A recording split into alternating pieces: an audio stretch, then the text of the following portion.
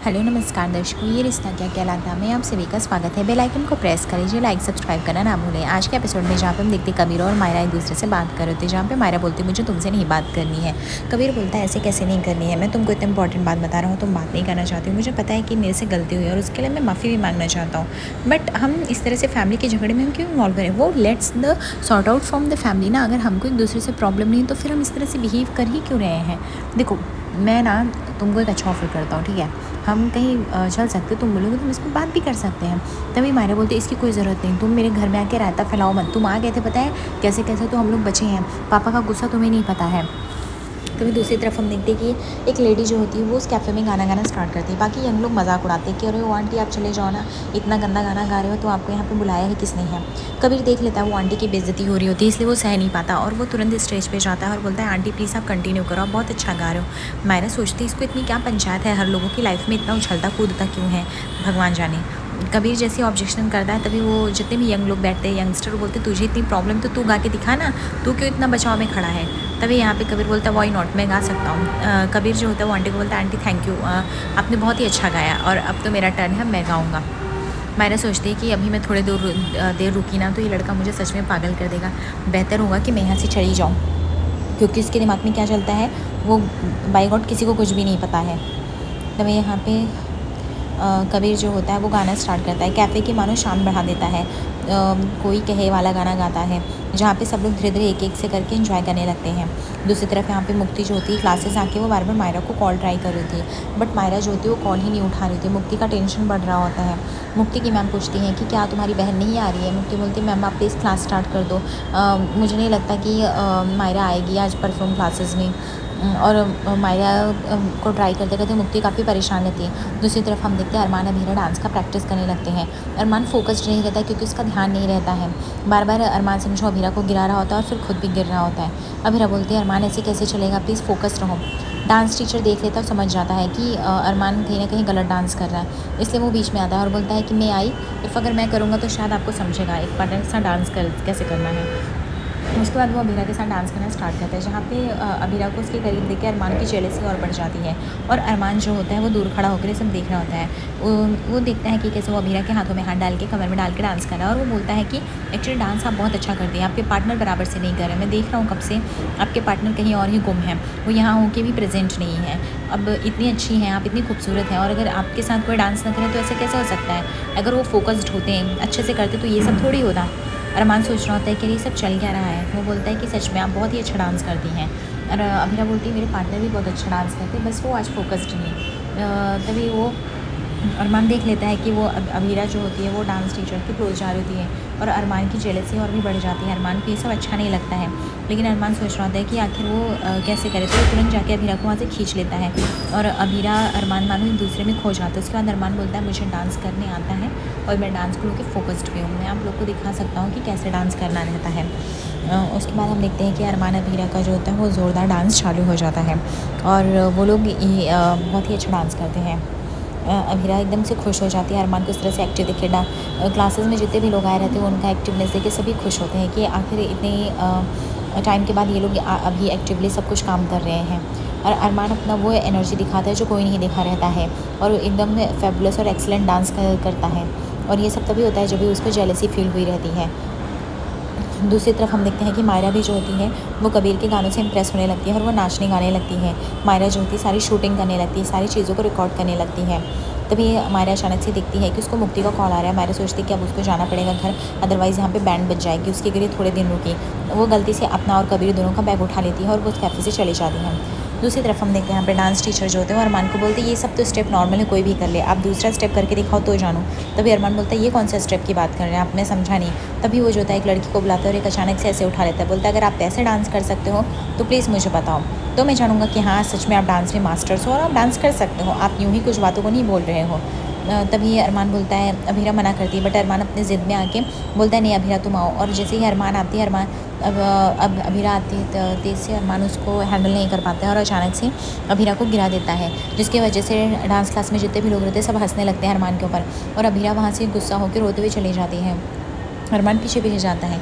यहाँ पे माधव जी को पता चल जाता है कि यह जो होता है वह राजबोरा के एम्प्लॉय ने किया है, और इसीलिए वो वहाँ पे पहुँच जाते हैं और उस एम्प्लॉय को बोलते हैं ये सब फेक अकाउंट तुम्हारी है ना, जो मेरा तुमने पेंशन का पैसा 2 महीने तक लिया है, प्लीज़ दे दो, और अब मैं तुम्हारे ऊपर FIR चार्जशीट फाइल करूँगा, देखता हूँ तुम्हें कौन बचाता है। और उसके बाद हाथापाई चलने लगती है।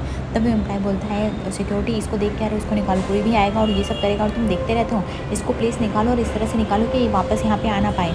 तभी माधव बोलते तुम्हें समझ में भी नहीं आता है, तुम कोई किससे पंगा ले रहे हो, मैं एक रिटायर्ड पुलिस ऑफिसर हूँ, इसका मतलब ये नहीं कि मुझे चीज़ें नहीं समझती हैं, तुम जैसे लोगों को मैं अच्छे से जानता हूँ। दूसरी तरफ यहाँ पर अभिरा रोते हुए जा रहे, तभी अरमान बोलता है please Abhira please so sorry. Abhira बोलते बिल्कुल भी नहीं, मेरी ही गलती थी जो मैं तुम्हें ज़बरदस्ती लाए, मुझे समझ जाना चाहिए था अरमान, तुम्हारा कभी भी डांस में मन ही नहीं लगता, मैं ज़बरदस्ती से चीज़ें क्या ही कर सकती हूँ, कुछ भी नहीं कर सकती हूँ। मैं देखा ना मेरे ज़बरदस्ती करने का नतीजा क्या हुआ, मेरी भी बेइज्जती हुई, तुम्हारी भी बेइज्जती हुई, हम ये सब चीज़ों के लिए बने नहीं हैं, मुझे मान लेना चाहिए कि तुम्हारा प्यार मेरे लिए पहले जैसा नहीं रहा। तभी अरमान बोलता है अभिरा ये सब कैसी बातें कर रही हो, तुम हो तो मैं हूँ और ये पहले से ही बातें हैं, प्लीज़, और मैं खुश हूँ, मैं कह रहा हूँ ना मुझे कोई प्रॉब्लम नहीं है। हाथापाई माधव एक्चुअली हाथापाई करने पर उतर आता है, तभी वहाँ पे राघव आ जाता है और राघव को देखते ही माधव को याद आता है कि कैसे दामानी इस घर में आके सीन क्रिएट किए थे। तभी माधव बोलता है कि मैं तो भूल गया था कि आपका एम्प्लॉय है, आप तो बचाने आओगे ही उसको, लेकिन अभिरा गुस्सा होकर वहाँ से चली जाती है। तभी यहाँ पे राघव बोलता है 1 मिनट पहले मुझे मेरे एम्प्लॉय से बात करने दीजिए।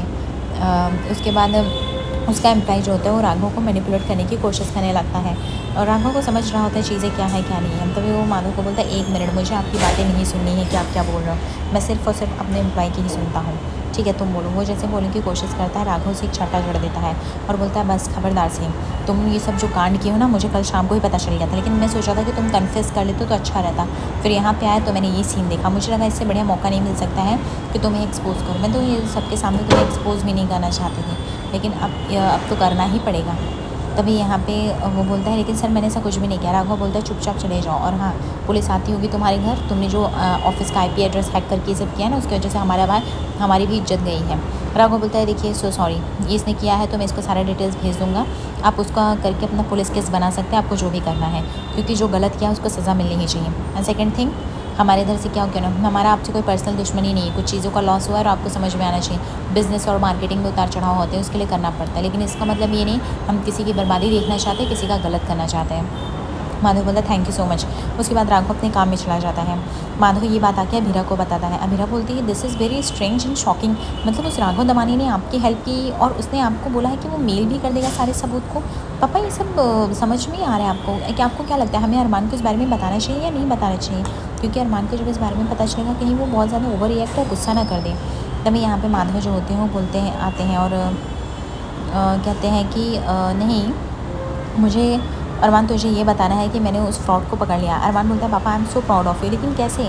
तभी माधव बोलता है ठीक है मैं आपको एक सबूत दिखाता हूँ। माधव जैसे ही फ़ोन खोल के अपना मेल दिखाता है, राघव ने से मेल किया है, देख के अरमान का गुस्सा चढ़ जाता है और बोलता है आपने राघव की मदद ली।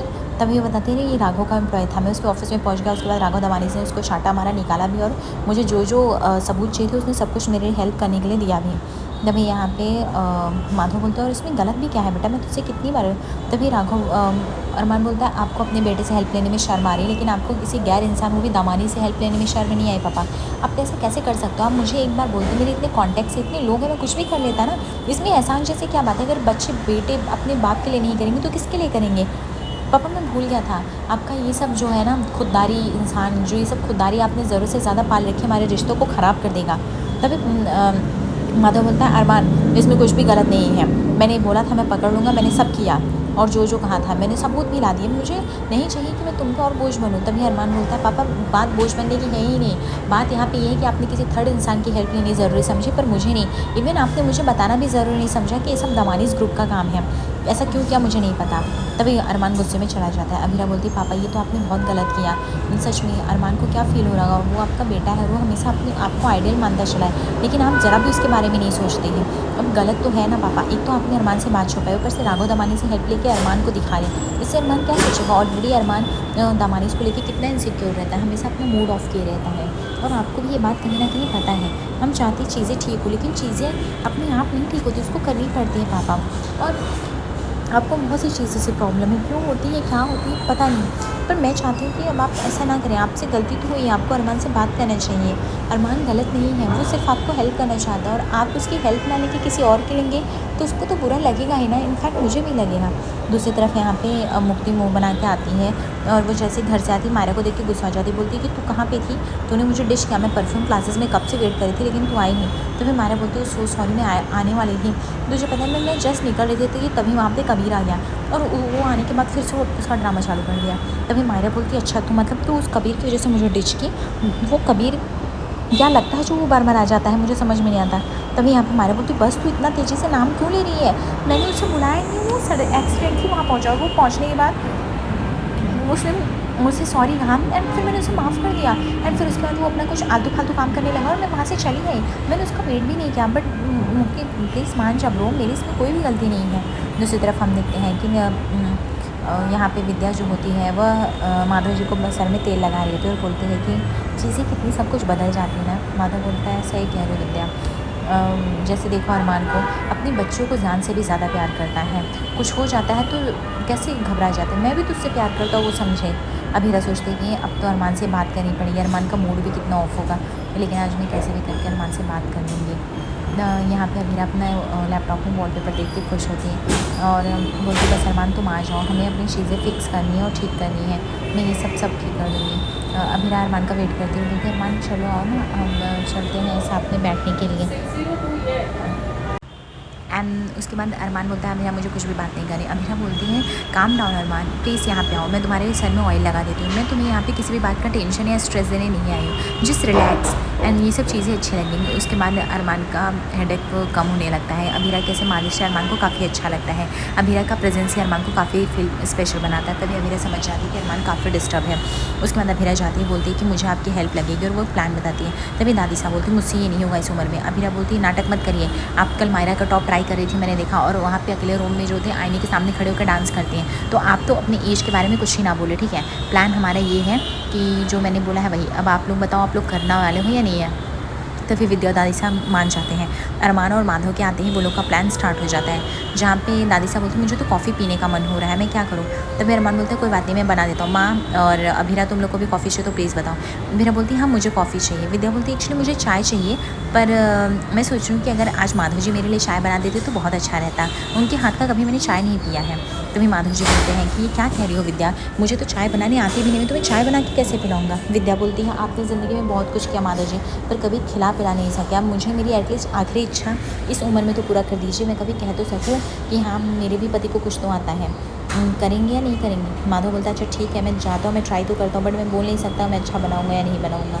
तभी दादी साहब बोलती हैं हाँ अरमान तुम मेरे और लड़की के लिए कॉफ़ी बनाना, और शुगर तो पता है ना तुमको कैसे डालना है, और किचन उधर ही है तो जाके बना लो, और प्लीज़ लेके आओ, हम लोग इधर इंतज़ार कर रहे हैं। उसके बाद माधव जो और अरमान वो एक दूसरे से मुंह फेर के चले जाते हैं किचन में। आज रात के एपिसोड में देखेंगे जहाँ पे मायरा भी वहीं पहुँचती है जहाँ पे अरमान अभीरा पहुँचने वाले होते हैं, और वो भी कबीर के साथ, जहाँ पे घर में एक बहुत बड़ा सीन क्रिएट होने वाला था। मुक्ति को सच पता रहता है, बट मुक्ति किसी तरह इस बात को छिपा रही होती है, जो कि उस बात को फॉर्मलाइज़ नहीं कर पाती है। आगे एपिसोड को बने दर्शकों लाइक और सब्सक्राइब करना ना भूलें फॉर मोर अपडेट्स। धन्यवाद।